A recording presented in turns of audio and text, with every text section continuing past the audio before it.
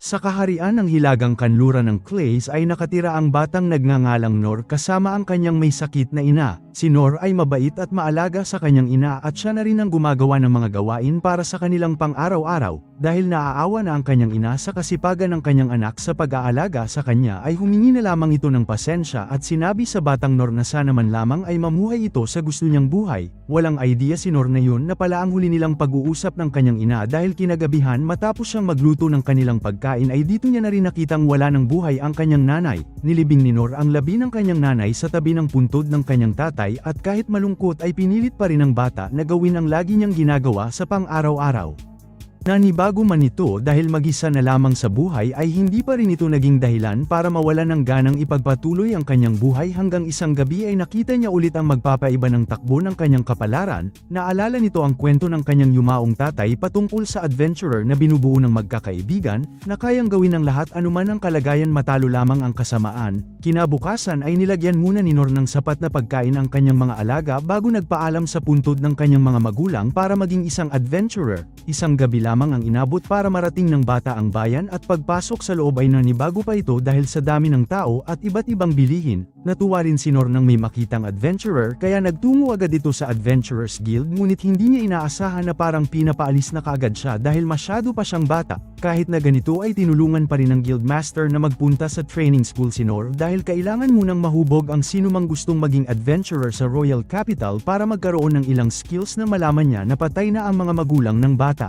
Unang pinuntahan ni Nor ang pasilidad ng kung saan ay sinumang may gustong maging swordsman at kaagad sumabay sa nagsasanay hanggang sa lumabas ang nakatagong skill ng bawat individual. Lumipas ang isang buwang pagsasanay ay wala pa rin kahit anong skill ang naipapakita ni Nor kabaliktaran ng kanyang mga kasamahan, kaya dito napagtanto ng instructor na hindi talaga ito para sa bata dahil tanging pag-deflect lamang ng isang atake ang kanyang kayang gawin. Sa pasilidad naman ng mga mandirigma ang sunod na pinuntahan ni Nor matapos makitaan ng walang skill sa pagiging swordsman. Katulad sa nauna ay nagsanay kaagad ang batang si Nor, ngunit matapos ang isang buwan ay hindi rin ito nakitaan ng kasanayan sa pagiging isang warrior, hindi rin nakitaan ng kakaibang abilidad ang batang si Nor sa pagiging isang hunter at ganun din sa sumunod na pagiging isang thief na kinakailangan sana sa isang pagiging spy. Maliit lamang na apoy ang kayang palabasin ni Nor para sana maging isang magician, kaya hindi rin siya pwede rito dahil bihira lamang ang individual na mahina sa magic. Sa pasilidad naman ng pagiging cleric ang huling pinuntahan ng bata, ngunit dahil mga gasgas lamang ang kanyang kayang pagalingin na matatawag na low-level healing kaya bumalik ito sa Adventurers Guild na walang kahit anong magandang skill ang napalabas sa loob ng 3 buwan ng pag-iensayo sa bawat training school. Dahil dito ay hindi pinayagan ng Guildmaster na mag-register bilang isang adventurer si Nor, kaya bumalik na lamang ito sa village ng malungkot dahil nalaman niyang wala siyang talent sa lahat. Ganun pa man ay hindi nang hinaan ng loob ang bata at ginawa pa itong motibasyon para mag-ensayo ng husto, kaya mula ngayon ay paulit-ulit niyang gagawin ang pag-counter na ang tanging skill na kanyang natutunan sa training class ng pagiging swordsman, dahil sinabi ng kanyang swordsman instructor na magiging bihasa lamang ito sa bagong skill kapag paulit-ulit niya itong sinanay. Makalipas ang isang taon ng pagsasanay ay kaya na nitong iwasan o i-counter ang 10 espada sa isang was-iwas lamang at sa 3 taon na nakalipas ay 100 espada naman sa isang swing lamang, ngunit wala siyang nakuhang anumang bagong skill sa nakalipas na mga taon, kaya dahil dito ay medyo nag-alangan siya na maging isang pangarap lamang ang maging isang adventurer, kaya nag-ensayo pa rin siya ng husto, umaga man o gabi hanggang sa bumigay ang kanyang ginawang kahoy na espada. 10 taon nang lumipas ay 1,000 espada na ang kaya niyang i-counter sa isang was-iwas lamang. Ganito na ang resulta ng kanyang skill nang simula siyang mag-ensayo 14 years ago. Kinaumagahan ay nag-decide na naman si Nor na subukan sa huling pagkakataon na maging isang adventurer, ngunit bagong mukha na ang kanyang naabutan sa front desk. Sa isinulat ni Nor sa mga kaya niyang gawin tulad ng parry or pag-counter, physical enhancement, stone throw, feather step, tiny flame at low heal ay hindi pa rin ito sapat para tanggapin bilang isang adventurer, kaya sinuggest na naman sa kanya sa pangalawang pagkakataon ng training school na napagdaanan niya na noon.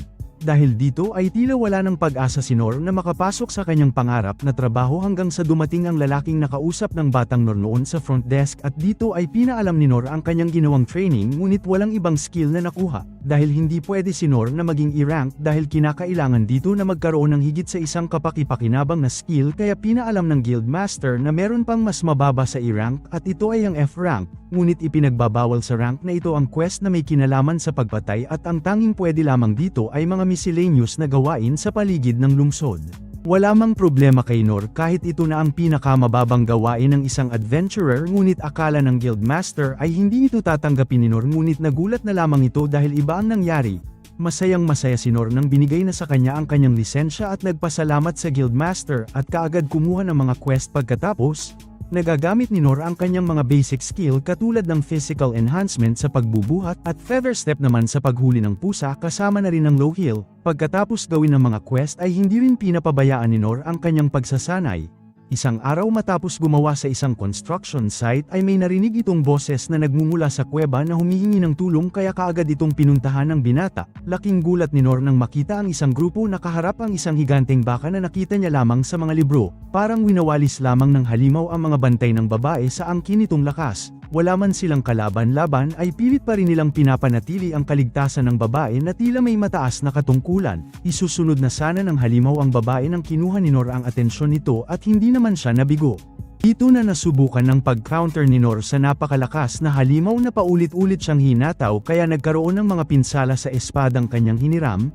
Hindi pa nakaalis ang babae, kaya dahil sa isang singsing na parang inuutusan ng halimaw na atakihin ang babae, kaya napunta na naman dito ang atensyon nito, kaya to the rescue na naman si Noor na bumigay na dito ang kanyang espada na hindi kinaya ang impact sa salpukan. Kahit naputol na ang espada ay nagawa pa rin ni Noor na ma-counter ang kalaban na naging dahilan para maputol ng sariling armas ng halimaw ang kanyang leeg. Nakawala na rin ang babae sa kanyang pagkakagapos matapos matalo ni Noor ang halimaw, ngunit kahit na ganito ay nahihinaan pa rin ang binata sa kanyang ipinakita kahit walang magawa ang mga kasama ng babae sa halimaw. Nagpasalamat ang babae kay Noor at hiningi ang kanyang pangalan, ngunit hindi niya ito binigay dahil ang tingin ni Noor sa kanyang sarili ay hindi naman importante. Nagising sa katotohanan si Noor na kailangan niya pang mag-training ng gusto dahil sa nakalaban niyang halimaw na baka ay isa na itong banta na kahit hindi pa ito demonyo.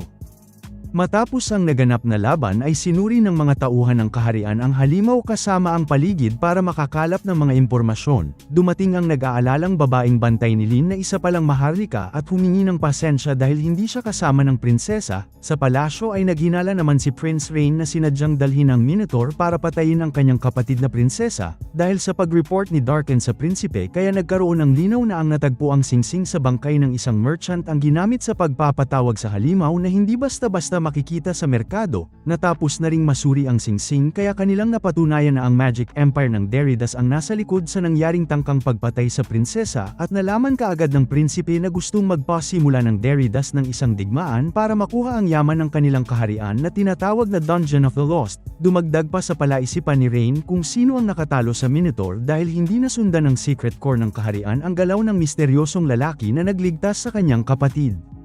Pagbalik ni Noor sa guild ay bakas ang pag-aalala ng guildmaster sa kanya dahil sa nangyari at dahil hindi nagpakita ang binata pagkatapos nitong magtrabaho sa construction site. Sinusundan pala si Noor ng dalawang kainahinalang tao kaya hindi na siya nakabalik pa sa guild, ngunit hindi niya ito pinaalam sa guildmaster. Ayon sa guildmaster ay patay kaagad siya kapag sakaling siya ang makakasalubong ng tinawag niyang demonyo kahit na siya ay isang dating A-rank, kaya ganun kadelikado ang halimaw. Dahil dito ay nagpasalamat na lamang si Noor dahil isang baka lamang ang kanyang nakaharap na walang kaalam-alam na iyon na pala ang tinutukoy ng guildmaster. Habang nag-uusap pa ang dalawa patungkol sa paghahanap ni Noor ng desenteng trabaho ay natagpuan naman ng prinsesa gamit ang kanyang long-distance detection skill ang lalaking nagligtas sa kanya. Niyaya ni Lin si Noor sa labas at para walang makakarinig ng kanilang pag-uusapan ay ginamit ng prinsesa ang kanyang soundproofing at concealment skill. Dito na pinaalam ng prinsesa na nais niyang formal na magpasalamat kay Noor sa pagbibigay ng reward o kahit anuman, ngunit tanging pagsabi lamang ng maraming salamat ay okay na sa binata, kaya hindi rin sumuko ang babae hanggat hindi nagbabago ang isip ng lalaking nagligtas sa kanya. Pumayag na lamang si Noor kalauna na makipagkita sa ama ng babae matapos maalala ang kanyang batang sarili na hindi rin aalis hanggat hindi siya tuturuan. Gamit ang iba't ibang skills ng babae kaya nakarating sila ng walang nakakaalam maging ang mga bantay sa tahanan ng prinsesa. Habang naglalakad ay nagpakilala ang dalawa sa isa't isa at maya-maya lamang ay sinalubong sila ng isang babaeng naka-full battle gear na ang pangalan ay Ines para sila ay samahan papunta sa ama ng prinsesa. Nadaanan rin nila ang may hawak na sibat na nagngangalang Gilbert at dito ay nagkaroon ng interes ang lalaki nang kanyang malaman na ang lalaking kasama ni Ines at ang prinsesa ay ang hero na usap-usapan sa kaharian kaya sumama rin ito sa kanila. Sa loob ng kaharian ay nag-uusap rin ng mag-ama patungkol kay Deridas na walang pakialam sa kanilang non-aggression treaty dahil gusto nitong ilipat sa pangangalaga ng kanyang imperyo ang karapatan sa dungeon ng kaharian ng Clays kapalit ng pagpapahiram nito ng puwersang militar ng kanyang imperyo. Hindi na rin nagtagal at dumating na ang grupo ng prinsesa. Dito ay pinakilala ni Lin ang taong nagligtas sa kanyang buhay at kahit walang alam si Nor sa kung paano makipag-usap sa isang maharlika o kung ano pa man ang kanyang kasuutan ay hindi ito big deal sa hari na nagpasalamat sa ginawang pagligtas ni Nor sa kanyang anak. Akala ni Nor ay makakauwi kaagad siya matapos magpasalamat ng hari ngunit ang hindi niya alam ay hindi rin papayag ang hari ng Clays na wala siyang reward na matatanggap. Inoffer ng hari ang halos kalahati na nakaimbak sa treasure hall na mula sa kanilang dungeon nang kanyang malaman na ayaw ni Nor ng pera o lupain, ngunit tinanggihan pa rin ito ng binata dahil tanging pasasalamat ay okay na sa kanya. Dahil dito ay inoffer na lamang ng hari ang kakaibang espada na nakadisplay sa kanyang throne chamber kaya maging si Prince Rain ay nagulat sa desisyon ng kanyang ama na tila napaka-importante ng sandata para sa kanila. Naramdaman kaagad ni Nor ang kakaibang bigat ng espada kaya hiniling ng hari na subukan niya itong hatawin at dito ay gumamit ng physical enhancement si Nor at kanyang pinakita sa hari gamit lamang ang isang kamay. Napatawa na lamang ang hari sa pagkamangha dahil nagawa ito ni Nor ng isang kamay lamang nang walang kahirap-hirap. Pagkatapos ay nakiusap ang hari na palakasin ni Nor ang kanyang anak na si Lin dahil nag-aalala ito sa kanya ngunit tingin ni Nor dito ay wala na siyang maituturo pa sa prinsesa dahil nakita na nga nito ang mga kaya niyang gawin. Habang tinitingnan ni Nor ang espada palabas ay dito niya napagtanto na saktong-sakto ito sa hugis ng kanal na kanyang nililinis kaya tingin niya ay makakatulong ito ng husto sa kanya. Ilang sandali lamang ay dumating si Ines para humingi ng paumanhin sa kanyang paghinala kay Nor dahil na rin sa trabaho niyang magbantay sa pamilya Clays. Nagpakilala rin si Ines na isa siyang vice captain sa warrior corps ng pamilya Clays na kilala rin sa tawag na Divine Shield at hinirang na isang kalasag ni Lin para magprotekta sa kanyang buhay. Pagkatapos umalis ni Ines ay dumating naman si Gilbert para subukan kung ano talagang kayang gawin ni Nor kaya dinala niya ito sa kanilang training hall.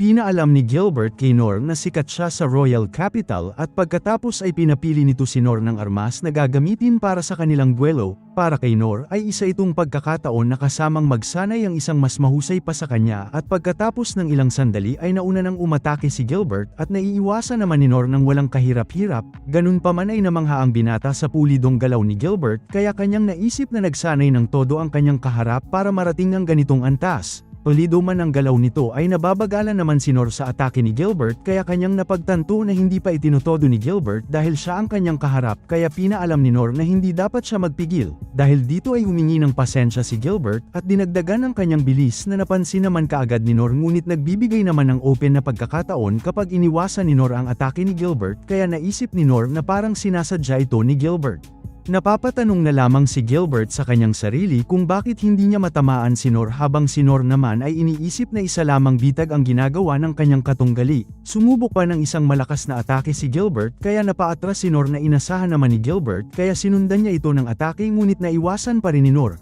Humiling si Nor na normal lamang ang ekspresyon ng mukha, nabilasan pa at dumating sa point na inisip nito na kung ibinigay na ba ni Gilbert ang lahat. Dahil dito ay buong lakas na inatake ni Gilbert si Nor at kanyang inakala na matatamaan na nito ang kanyang kaharap. Ngunit nagulat na lamang siya dahil nasa kanyang gilid na si Nor na walang kaano-anong sumuko sa laban. Napasabi na lamang ang binata na muntik na siya nang makaalis na siya ng kaharian habang ang mga tauhan naman ni Gilbert ay nagulat dahil may isang taong nakaligtas sa drug grave ng kanilang captain. Naalala ni Gilbert ang kanyang nakaraan bago pa siya bumalik ng Royal Capital na walang makatalo sa kanya pag nakahawak na siya ng sibat. Kahit sa village na kanyang pinuntahan para maghanap ng malalakas na kalaban ay hindi niya rin natupad pagkatapos niyang matalo ang malalakas na kalaban sa Royal Capital. Dahil dito ay pinaalam ng village elder na masisira na ang balance of power sa pagitan ng kaharian at katabing dayuhang kaharian kaya ang mga bansa ay naghahanap ng malalakas na sundalo. Bumalik ng Royal Capital si Gilbert at patuloy na mag-isang naghunting ng mga demonyo. Kapag may narinig din siyang malakas na sumali sa hukbo ay hinahamon niya ito agad at kanyang natatalo hanggang sa mapagod na siya sa kahahanap sa taong magbibigay sa kanya ng totoong hamon kaya ang naging tingin niya sa mga nakapaligid sa kanya ay mahihina. Nakita rin ng instructor kung gaano naiinip si Gilbert na may alias na Spear Sovereign na katumbas ng kanyang Sword Sovereign rank. Dahil dito ay tinanong ng instructor si Ines kay Gilbert ngunit kahit si Ines ay kampanteng sinabi ni Gilbert na siya pa rin ang magwawagi dahil iba ang kalakasan ng Divine Shield. Mas gusto pa ni Gilbert Gilbert kung mayroong mahusay na tao na katulad ng instructor kaya napag-alaman ni Gilbert ayon sa sagot ng kanyang kausap na parehas rin sila ng nararamdaman dahil tanging mga adventurers at sundalo lamang ang sinasanay nito na kasing lakas lamang ng kanyang hinliliit. Sinabi rin ng instructor na balang araw ay may lalabas ng hihigit pa sa kanya, sa kagustuhang malaman ni Gilbert kung anong klaseng tao ang nakatalo sa Minotaur dahil tingin niya ay walang kapangyarihan si Nor para patayin ang halimaw hanggang sa nakita niya mismo at naranasan kung paano iwasan ni Nor ang kanyang mga atake at napunta pa sa puntong ginamit na nito ang kanyang buong lakas, na mas mabilis pa sa speed of sound na kapag pinakawalan niya ito sa tao ay siguradong mamamatay ngunit iba ang naging resulta at dito niya pa natikman sa unang pagkakataon ang kanyang pagkatalo. Pag-alis ni Nor ay nagulat si Gilbert sa mga bakas na hindi niya alam kung paano nangyari kaya dito ay nanabik si Gilbert dahil meron ng isang tao ang nakaiwas sa kanyang pinakamalakas na atake. Iniisip pa rin ni Nor ang nangyari sa laban dahil akala niya ay mas lumakas na siya ngunit kahit na gumamit siya ng physical enhancement at feather step para maiwasan ang atake ni Gilbert ay muntikan pa rin siyang mamatay at inakalang nagpigil lamang si Gilbert kaya dahil dito ay magpapalakas pa siya ng husto. Kinabukasan ay ginamit na ni Nor ang espadang bigay ng hari at namangha siya sa resulta dahil mabisa ito pang tanggal ng putik kaya mabilis natatapos ang kanyang trabaho.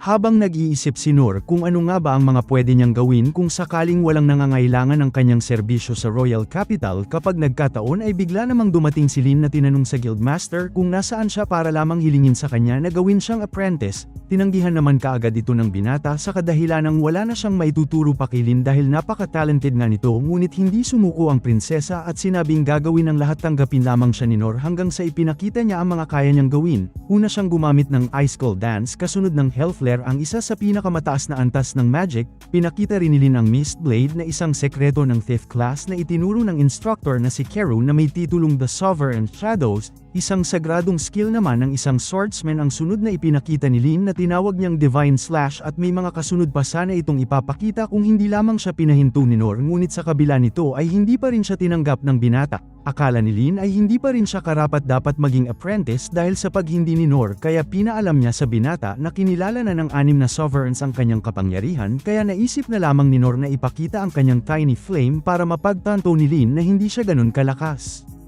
Naalala ni Lin ang kwento ng mga instructor sa training school ng Royal Capital patungkol sa batang lalaki na walang talent na akala nila ay isang fairy tales lamang na nilikha upang magturo ng mga aralin.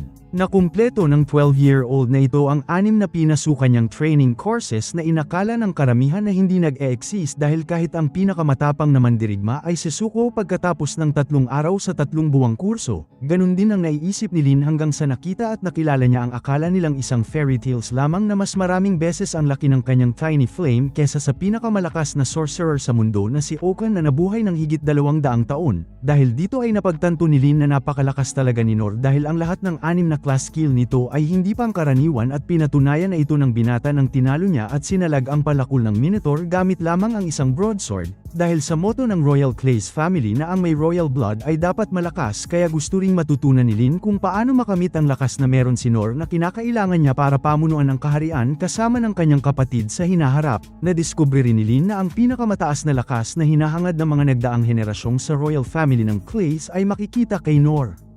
Sa kastilyo ay napapaisip pa rin si Rain kung bakit kay Nor na hindi kilala ang lahi binigay ng kanyang ama ang Black Blade na siyang relic na nakuha ng kanyang ama sa Dungeon of the Lost nang ito ay isang adventurer pa lamang kasama ang 6 Sovereign. Ang Black Blade ay sobrang tibay na kahit anong skill ang gamitin dito ay hindi pa rin nagagasgasan at may halaga na higit pa sa isang sandata. Dito na nagkaroon ng idea ang prinsipe na umaasa ang kanyang ama kay Nor dahil napansin rin ito ang kaguluhan sa kaharian. Kaya maaari siyang maging isang secret weapon na kung may mangyari man sa hinaharap. Sa Adventurers Guild ay kasama na ni Nor si Lin para maghanap ng quest na pangdalawahan kaya inoffer ng Guildmaster ang goblin hunting sa labas ng kabisera dahil kasama naman ni Nor si Lin na isang silver B rank kaya nagulat si Nor dahil ito ang una niyang quest na hindi pang F rank. Sa Forest of Beasts ang lokasyon na pupuntahan ng dalawa na may makakapal na puno na ibang-iba sa ibang kagubatan.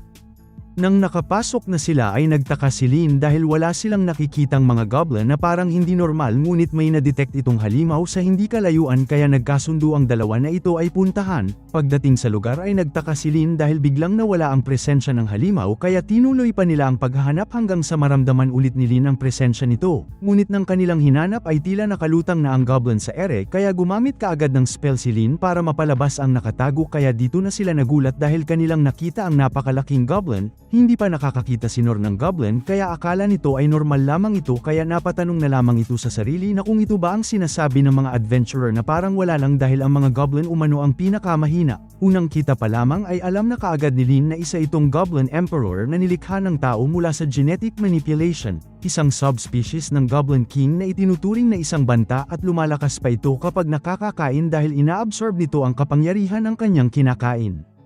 Nawala bigla ang takot ni Lin nang sinabi ni Nor na isang goblin lamang ang kalaban nila kaya ang buong akala ni Lin ay naramdaman na ni Nor ang halimaw kaya siya pumunta rito dahil noong una pa lamang ay excited na kaagad ito. Pagkain ang tingin ng goblin sa kanila kaya sumugod ito agad gamit ang mga binunot niyang malalaking punong kahoy ngunit kina-counter lamang ito ni Nor at pinapantayan ang lakas ng Goblin Emperor. Tinulungan rin ni Lin si Nor ngunit dahil sa sobrang bilis ay hindi nito matamaan ang halimaw at pagkatapos nito ay umatake na ito ng walang humpay ngunit hindi ito makalusot kay Nor. Dito na napansin ni Lin na mabilis mag-regenerate ang halimaw kaya ipinaalam nito kay Nor na ang mana stone nito sa noo ang puntiryahin. Sinubukan ng halimaw na atakihin si Nor ng sunod-sunod na kahit ang binata ay hindi ito kayang i-counter lahat ngunit sa tulong ng wind blast ni Lin ay nakaligtas sila sa panganib. Habang tumatagal ang laban ay nasa disadvantage ang dalawa dahil ang mana stone ang nagre-replenish sa kapangyarihan ng halimaw kaya naisip ni Nor na patamaan siya ni Lin ng kanyang wind blast na nakaharang ang Black Blade dahil kayang wasaki ng wind blast maging ang mga pader.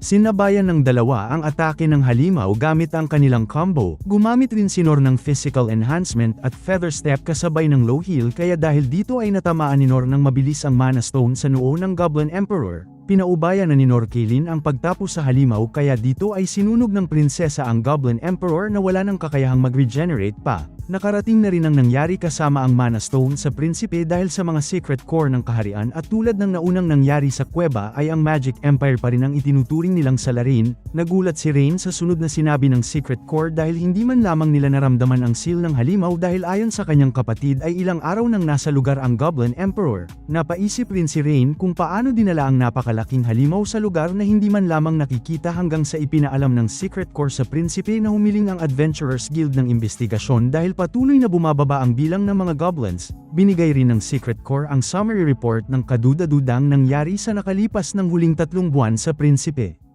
Labis ang gulat ni Rain matapos makita ang liham na tungkol sa pamilyar na incident sa Forest of Beasts. Gayong malapit na sa city ang mga nilalang, agad niya ring pinag-utos sa mga tauhan na suriin ng mabuti ang paligid, at pinatawag ang 6 na sovereigns upang ito'y ipag-alam.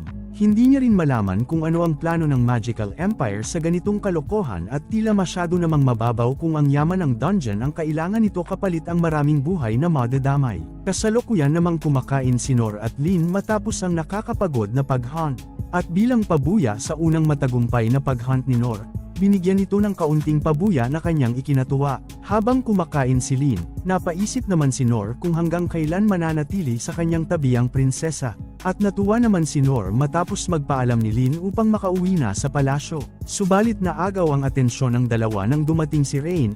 Bungad nito na nais niyang tumungo ang kapatid na si Lin sa Mountain District kasama si Nor at isang escort na kanyang aatasan na sumama sa dalawa. Upang hindi magduda ang kapatid, hindi nito sinabi ang totoong nangyayari at wala namang naging problema kay Nor na sundin ang utos nito. At pangako pa ni Rain na handa niyang bigyan ng bayad si Nor bilang pasasalamat sa pagsunod sa nais niyang ipagawa.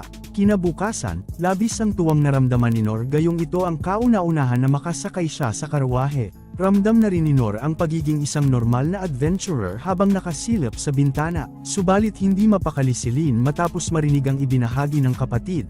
Ayon kay Rain nais niyang tumungo ang dalawa sa hilagang kanluran ng kapital gamit ang karwahe hanggang sa bundok distrito ng Turos at pansamantalang magpahinga dito.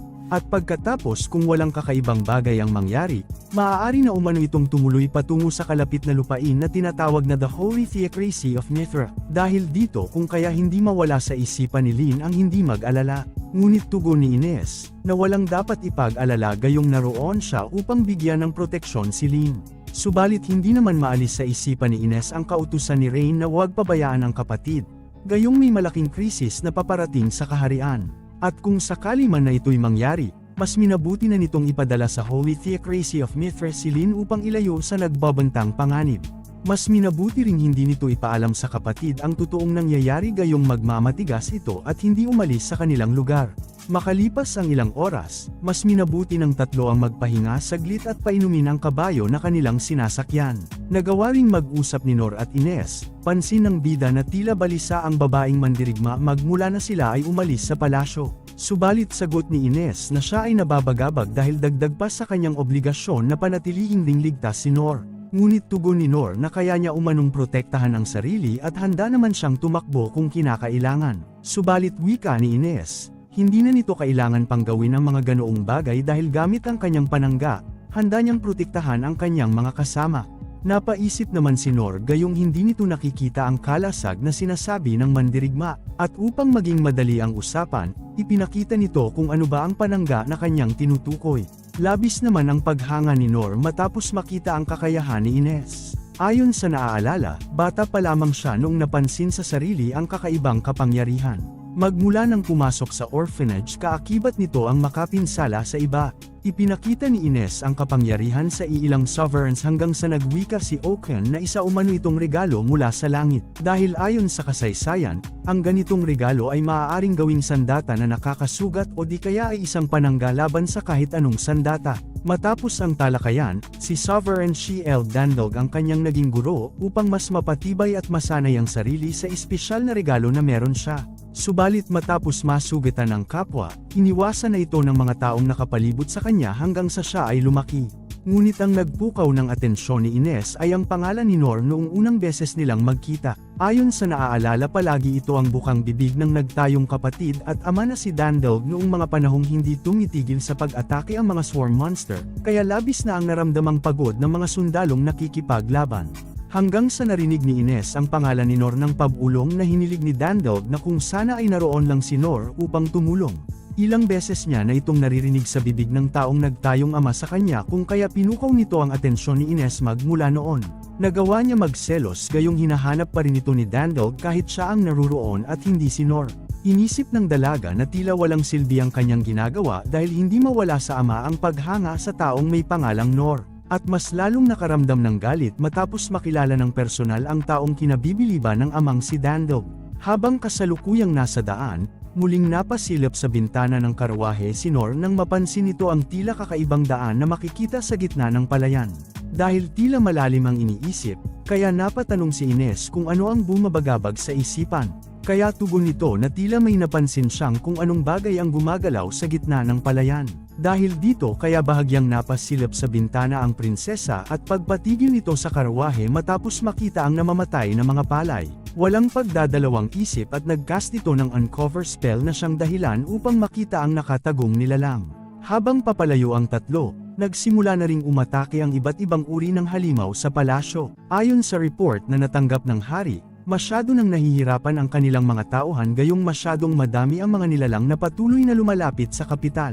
Nagdesisyon na si Rain na ilikas ang lahat ng mga civilian habang sinusubukan ng kanilang sundalo na pigilan ang mga nilalang na lumapit sa kanilang bayan. Samantalang hindi maalis sa isipan ng hari ang ginawang pagbabanta ng taong may pangalang Deridas. Pinadala rin ni Rain sa magkakaibang lokasyon ng kaharian ang Sixth Sovereign kung saan lumalabas ang malalakas na halimaw. At dahil sa ginawang pagwasak ni Lynn sa isang barrier kung kaya nawala sa kontrol ang isang nilalang. Ito rin ang dahilan kung kaya walang pag-aalinlangan na sinugod nito ang kasamang bata. Nanlaki ang mata ni Ines matapos makita ang isang delikadong Black Death Dragon. Sa muling pagbalik ng nilalang sa bata, mabilis namang kumilos si Nor upang bigyan ito ng tulong. Sinubukan pa itong pigilan ni Ines subalit mabilis ang pangangatawan ni Nor at agad na nakarating sa kinaroroonan ng bata. Habang nakikipaglaban sa halimaw napansin rin ni Ines ang batang lalaki na kasama ng nilalang, anya na hindi aksidenteng napadaan lang sa lugar ang bata sapagkat maaaring kasama ito ng halimaw. Kilala ang lahi ng bata bilang kalahating tao at kalahating demon. Kawangis man ng tao ang kitauhan nito, ngunit may kakayahan nitong makontrol ang lahat ng uri ng halimaw at kayang ipagawa ang kahit anuman ang kanilang nais iutos sa nilalang.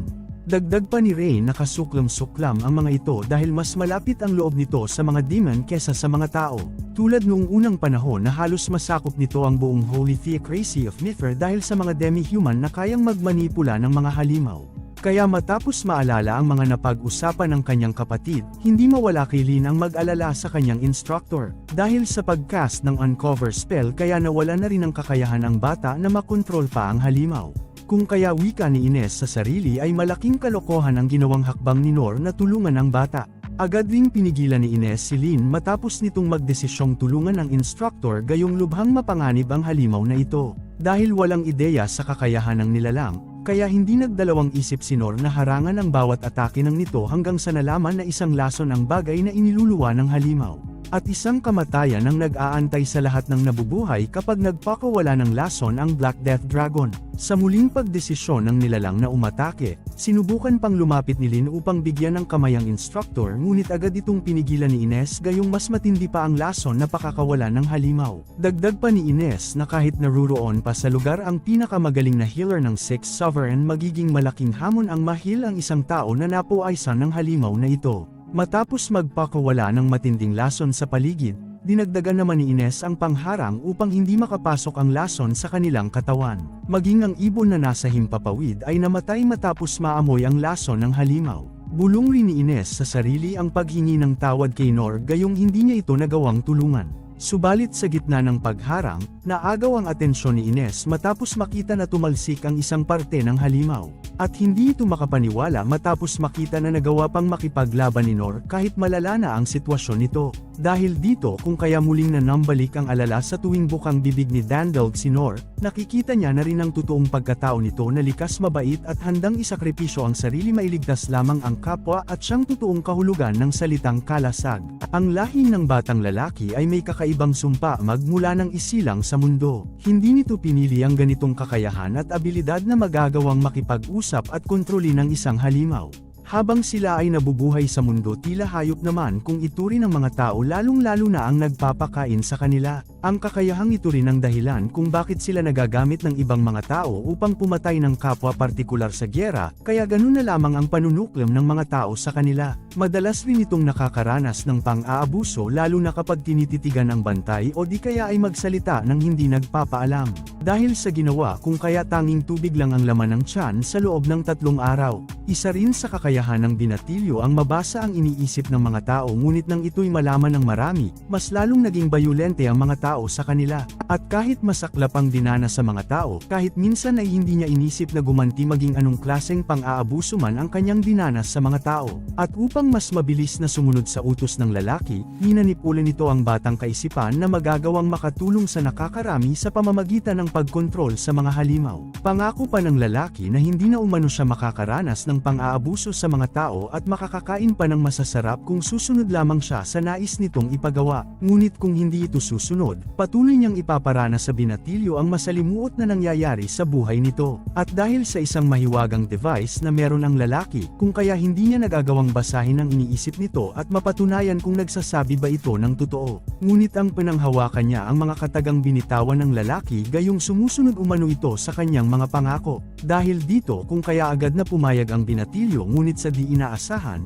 biglang nasira ang plano matapos mawasak ang silyo. Inisip na lamang ng bata na marahil ito na ang wakas at sana naman kung siya ay mabubuhay muli hindi na tulad ng nakaraang buhay na puro paghihirap.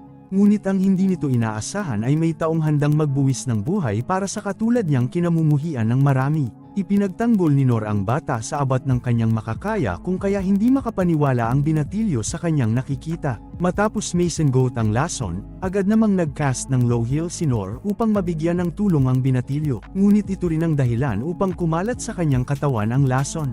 Ilang beses mang magpakawala ng lason ang nilalang walang pag-aalinlangan itong hinahawi ni Nor gamit lang ang espadang bigay ng hari. Sa paghandusay ni Nor sa lupa, bigla niya namang naalala ang mga panahong siya ay nag-iisa at naghahanap ng makakain sa gitna ng kagubatan.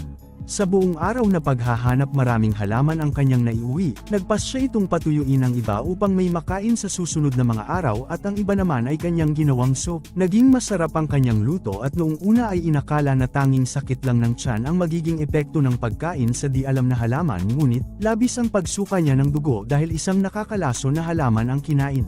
Dahil sa kanyang low heel kung kaya nagawa niyang makaligtas sa gabing yon, ginawa niya ring basahin ang lebrong gawa ng ina at nakasaad dito na isang nakakalaso na pagkain ang halaman na kanyang niluto. Ngunit kahit ganun pa man, hindi naging rason ng masamang pakiramdam upang hindi ipagpatuloy ang araw-araw na practice. At sa pagbalik ng kanyang lakas, muling naghanap ng makakain si Nor gayong nakaramdam ito ng gutom. Ngunit sadyang mapagbiro ang kapalaran, bigla siyang kinagat ng isang makamandag na ahas habang pinagmamasdan ang nakakalaso na halaman.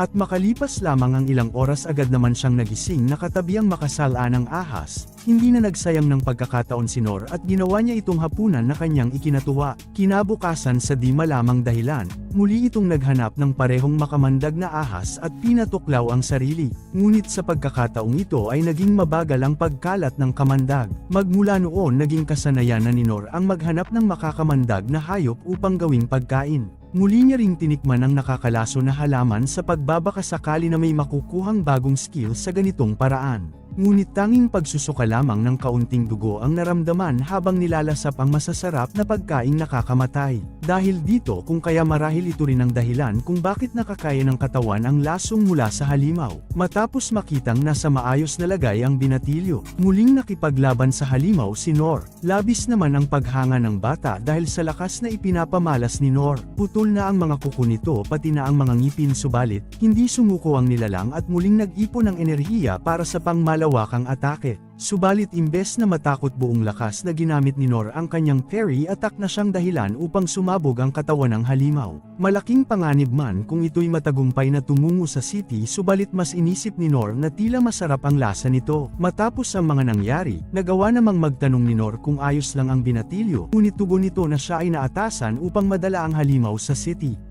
Dahil dito kaya napaisip si Nor na marahil tama ang kanyang hinala na ito'y i-deliver ng bata upang gawing pagkain. Kaya humingi ito ng patawad dahil sa kanyang ginawa at handa umano siyang magbayad.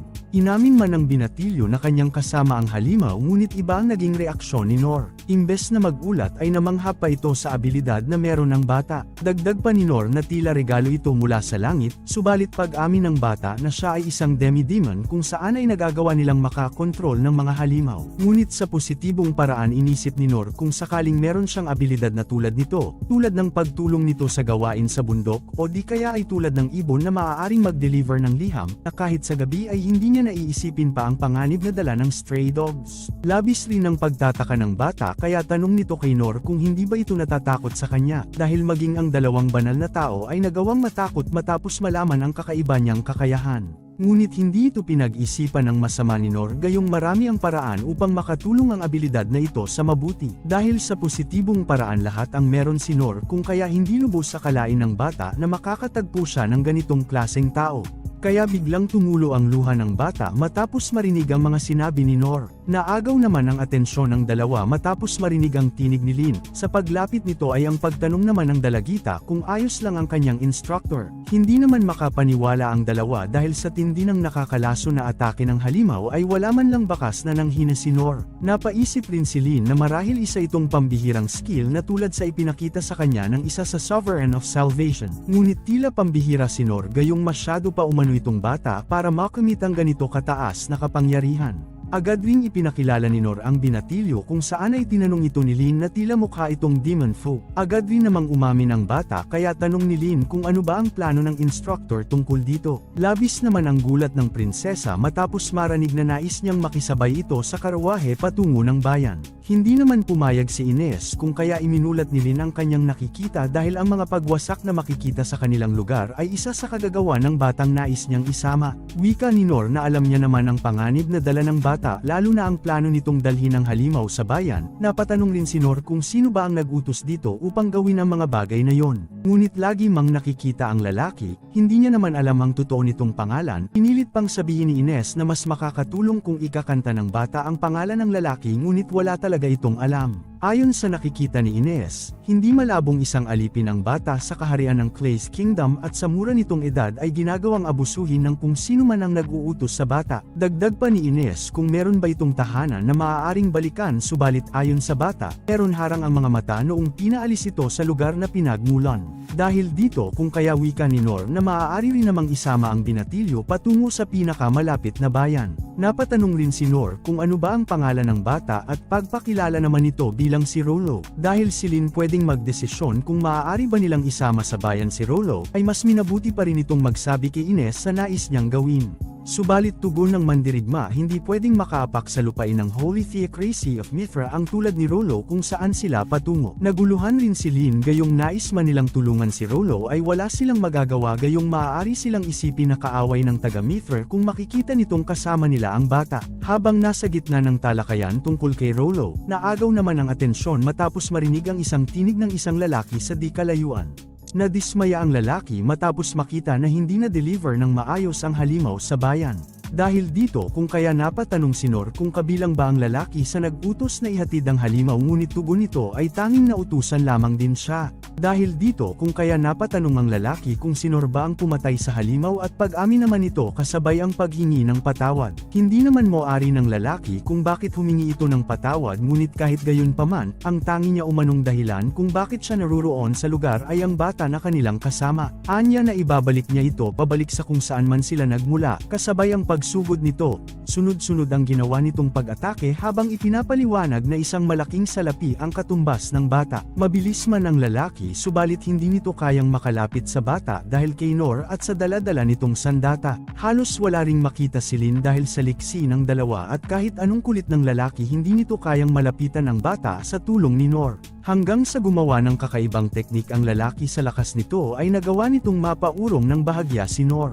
Hindi naman makapaniwala ang lalaki gayong ito ang kauna-unahan niyang naranasan na hindi magawang mawasak ang sandatang tumama sa gamit niyang patalim. Agad din itong nasira at muling pagbunot sa bagong patalim, naging mas mabilis ang lalaki kaya bahagyang nahirapan si Nor na makontrol ang kaganapan. Maging si Ines ay nagawang maglabas ng pangharang dahil sa lakas ng hangin na galing sa dalawa. Dahil sa ipinapamalas nitong kakayanan kung kaya bahagi ni Ines kay Lin na tila ito ang kilalang deadman na si Zodo, kung saan ay mayroon itong S-rank na adventurer status. Tandang-tanda pa ni Ines noong siya ay pumasok sa gitna ng pagpupulong at isinaad ang isang hindi pa naaayos na kaso ngunit patay na ang target. Ngunit ang hindi niya maunawaan ay kung bakit nanatiling ongoing pa ang kaso. Si Zodo ay naging S-rank target sa mura nitong edad, hindi rin nirekomenda na ito'y kalabanin gayong likas itong malakas kahit kanino man at ang lahat na inatas ang arestuhin nito ay binawian lamang ng buhay. Wala rin umanong magandang benepisyo ang makipaglaban pa sa taong ito. Sa murang edad na gawa na nitong matutunan ang sinaunang art ng Dwarven Alchemy, si Zodo ay naging kilala sa bantog na Dragon Slayer sa edad lamang na 13, pagmula noon naging kilala ito dahil sa likas nitong kakayahan.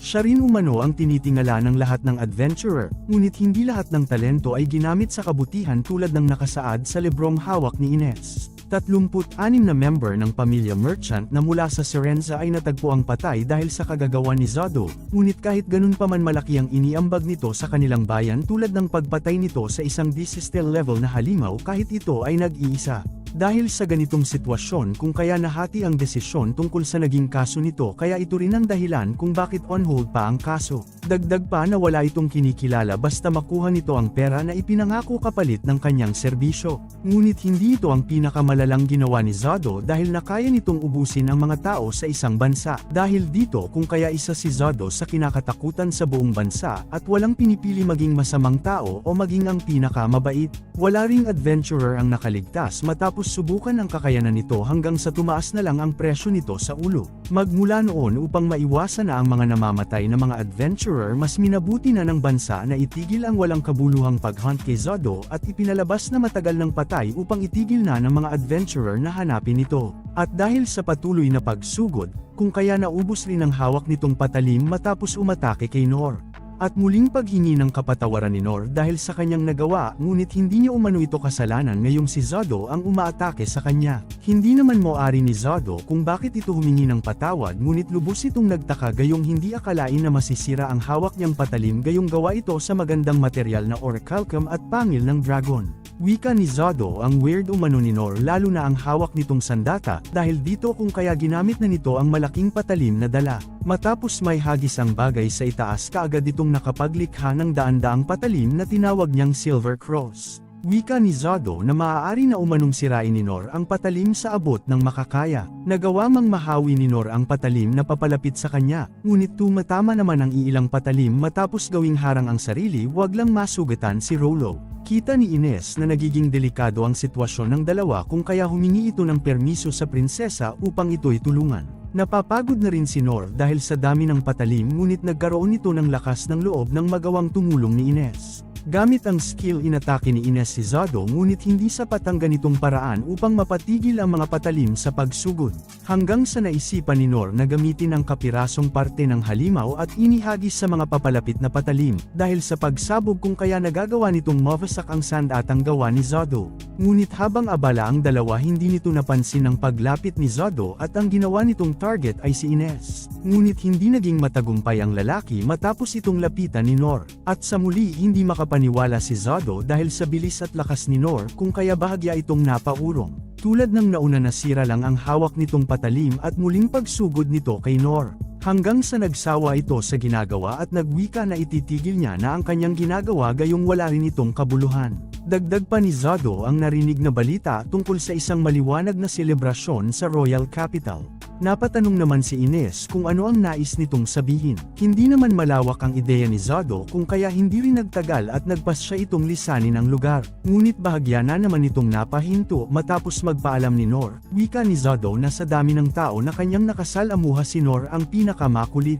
Ngunit bago ito umalis, nagawa pa nitong umatake gamit ang kapirasong patalim. At agad itong naglaho matapos lumabas ng isang itim na usok dahil sa ibinahagi ni Zado kung kaya napaisip ang lahat kung ano ba ang nais nitong iparating na isang magaganap na party sa Royal Capital.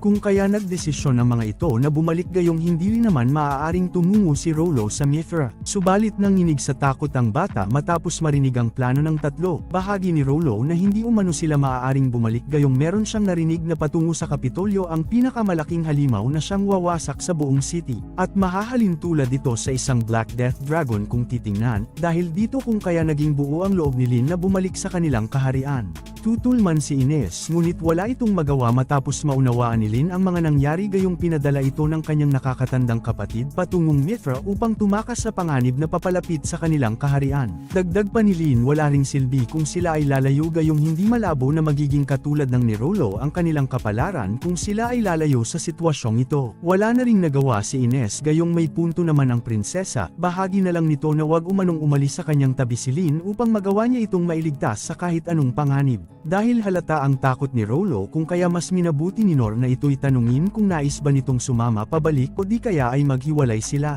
Ngunit mas minabuti ng bata na manatili. Habang nagdadrama si Lin, iniisip naman ni Nor na naway makatikim man lamang siya ng halimaw pagbalik ng city. Kitang-kita rin ang labis na pinsala ng kaharian dahil sa matinding laban na nangyari at matagumpay nang nailikas ang iilang sibilyan sa tulong ng Six Sovereign. Hindi rin tumitigil sa paghahanap ng maaaring lagusan ng kalaban kahit walang bakas kung saan ito magmumula. Habang nag-iisip si Rain kung walang makitang sinyales sa timog o kahit sa kanluran maaaring sa itaas ito magmumula, hanggang sa napansin nito ang isang nakatagong bagay sa kalangitan. At sa pagcast niya ng uncover spell bumungad naman ang isa sa kinatatakutang halimaw ng lahat. Bata pa lamang si Nor, nang marinig ang salitang Dragon Slayer kung saan ay naatasan nitong patayin ang mga Devil Dragon sa pamamagitan ng pagputol sa ulo nito. At ang iba't ibang parte ng katawan ng dragon ay ginagawang material o sangkap sa isang armas upang maging matibay at ang iba naman ay ginagawang gamot dahil sa batang kaisipan kung kaya hinangad ni Nor na maging isang Demon Slayer sa paglaki. Nang makalapit ang kanilang pangkat, agad namang nakita ni Nor ang dambuhalang dragon na papalapit sa kaharian. Sa laki nito kung kaya sigurado na ang pagwasak ng buong syudad, nanlaki ang mata ng mga tao gayong halos 150 taon itong nanahimik at natulog subalit ang ipinagtaka ng lahat ay kung sino ang gumising dito gayong hindi pa ito ang tamang panahon upang imulat ng dragon ang kanyang mga mata. Agad ring pinalikas ni Rain ang lahat ng mga tao gayong malawak ang sakop ng gagawing pag-atake ng dragon. Samantalang patuloy pa sa pagpasok sa city ang ibang halimaw at pagharang naman ng Sixth Sovereign. At dahil sa malaking halimaw na papalapit kung kaya bahagi ni Gilbert sa hari na mas mainam kung lisanin na ang lugar gayong wala silang laban sa malaking nilalang na nasa labas. Ngunit hindi na tinag ang hari at mas minabuti na manatili sa loob ng palasyo. Mula sa malayo kitang-kita ng grupo ni Nor ang panganib na papalapit sa buong city kung kaya hindi maalis kay Lin ang mag-alala sa kanyang ama gayong alam nito na hindi ito aalis at gagawin ang lahat upang may paglaban ang kaharian maging ang kapalit man nito ay kanyang buhay. Naagaw naman ang atensyon ng tatlo matapos marinig ang tinig ni Nor na mamangha ito sa nakikita gayong ito ang unang beses na makita ang isang totoong dragon. Nagawa ring magtanong ni Nor kung nasa kaharian pa ba ang ama ni Lin at pagsagot naman ng prinsesa na oo anya na huli na rin ang lahat upang bigyan ito ng tulong dahil masyadong malayo ang kanilang kinaroroonan. Ngunit masayang ibinahagi ni Nor na kaya niyang tumungo sa palasyo gamit lang ang wind blast ni Lin. Nabahala man ang prinsesa dahil masyadong delikado ang nais ng instructor ngunit wika ni Nor na maaari niya naman gamitin ang espada upang hindi maapektuhan ang sarili sa pagcast ni Lin ng spell. Dagdag pa ni Nor marami ang kanyang utang na loob sa mga taong nasa palasyo kabilang na ang hari. Hindi naman nagtagal at agad na pumayag si Lin gayong ito lang ang kanilang nakikitang pag-asa na makarating sa palasyo sa lalong madaling panahon. Samantalang ang haring si Clay naman ay iniisip ang kanilang pagtatalo ng isa ring hari gayong hindi niya pinahintulutan ang nais nitong ibigay ang Dungeon of the Lost. Ayon sa kanilang pinag-usapan nais ng kalabang hari na gamitin ang natatagong yaman ng dungeon upang mas lumakas ang kanilang hukbo na maaaring masakop ang buong mundo. Ngunit hindi pumayag si Haring Clay sa nais nito gayong mawawala ang kanilang kontrol kung kanyang pagbibigyan ang nais ng kanyang kausap. Hindi rin naging maganda ang kanilang pulong kung kaya humantong ito sa gulo. At sa paglapit ng dragon agad namang tumungo sa pinakamataas na bahagi ng kaharian si Haring Clay habang iniisip na dahil sa kanyang katangahan ay humantong sa ganitong sitwasyon ang kanilang bansa. Samantalang kasalukuyang naging abala ang grupo ni Nor at paglabas ni Ines ng pabilog na pangharang. Sa tulong ng isang kakayanan at combination skill ni Lin kung kaya bahagyang napatanong si Nor gayong bago lang sa pandinig ang skill na binigkas nito. At sa isang iglap animoy ginawang bala sa kanyan si Nor dahil sa lakas ng spell ng prinsesa. Si Haring Clay naman ang naging target ng dragon agad nitong ibinuka ang bibig at pag-ipon ng malakas na enerhiya at bahagyang inilabas ng hari ang punyal para kahit papaano ay magawa niya rin itong masaktan. Alam ng lahat ang sandata at tinatawag ito bilang the blasting sword kung saan ay iniipon ng tao ang buong mana bilang pagsakripisyo para makapinsala sa target. Nawala naman ng pag-asa ang lahat matapos makita ang handang gawin ng hari subalit bago pa mailabas ng dragon ang enerhiyang nasa bibig ay agad namang dumating si Nor kasabay ang pag-counter nito sa ulo ng halimaw. Dahil sa kanyang ginawa kaya nakita ng buong kaharian ang kabayanihan na kanyang ginawa at matapos ay humandusay sa lupa ang dragon matapos matikman ang atake ni Nor. At sa pagbangon nito ay ang pagdesisyon naman na gamitin ang buntot upang dulugin ang kanyang kaaway. Ngunit sa di inaasahan, muli siyang napahandusay sa lupa dahil sa ginawa ni Nor. Muli ring bumalik sa alaala ni Nor kung ano ang kanyang naging karanasan bago marating ang kaharian ng ganun kabilis. Sa lakas ng spell ni Lin ay namuti ang mata ni Nor at pag-ikot nito sa ere matapos tumama sa bato. Nakontrol naman ni Nor ang sarili at ginamit ang kanyang natatagong talento upang maakyat ang mataas na pader ng kaharian. Matapos makita ang nagaganap hindi niya naman namalayan ang mabilis na paglapit patungo sa ulo ng halimaw, wala na rin siyang nagawa kundi ang gamitin ang parry. Kitang-kita rin ang naging pinsala ng ulap matapos ang ginawang pag-atake ng Calamity Dragon. Hindi rin siya natatakot sa halimaw gayong hindi ito nakakatakot tulad ng nakasaad sa libro. Nang makapasok sa kaharian ang tatlo kitang-kita naman ang naging pinsala sa paligid. Ilang sandali tumihaya naman ang mga ito matapos ang ginawang paghagis ng Goblin Emperor sa isang malaking tipak ng semento. Habang dahan-dahan itong lumalapit gumawa naman ng pangharang si Ines upang maging handa sa panganib na dulot ng mga halimaw. Ninais man ni Ines na magtago ang prinsesa sa kanyang likod subalit matapos ang naging karanasan na kasama ang instructor, nagkaroon ito ng lakas ng loob upang kalabanin ang mga halimaw at pagwika na isa lang itong mahihinang nilalang kumpara sa malaking dragon na kalaban ni Nor. Natuwa naman si Ines matapos marinig ang sinabi ng prinsesa at bago pa man lumapit ang kamay sa panangga ni Ines, nagawa itong makontrol ni Rollo kung kaya pansamantalang napatigil ang mga nilalang. Hindi na nagsayang pa ng oras ang dalawa at agad na gumawa ng hakbang upang tapusin na ang laban. Samantalang si Nor naman ay naging abala sa Calamity Dragon, hindi rin makapaniwala ang halimaw gayong kakaiba ang hawak nitong espada dahil maging ang kuko nito ay bahagyang napinsala. Maging si Nor ay napahanga sa taglay na tibay ng hawak niyang sandata. Dahil sa walang pag-asang manalo sa lupa kaya nagdesisyon ang halimaw na umatake mula sa himpapawid. Muli itong nag-ipon ng malaking enerhiya na siyang muling ikinabahala ng lahat. Buo na ang pasya ng nilalang na tapusin na ang laban.